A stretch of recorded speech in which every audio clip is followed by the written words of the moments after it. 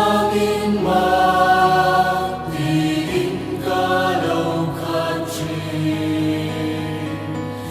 dòng tiếng si ar dấu dài lệ chung khó bùi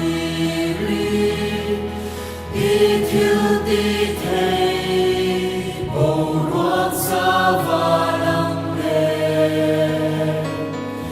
lệ tu bùi lệ tu gram pu lên phân changi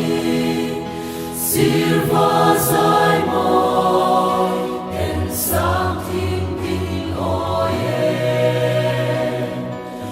qua chua nila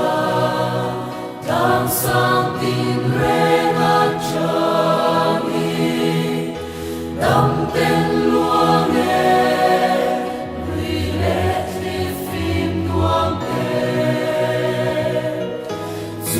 tin Phật sẽ khai na nuông nơi pa ô râu bụi bề dù tin Phật sẽ khai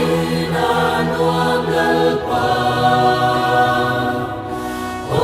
râu bụi bề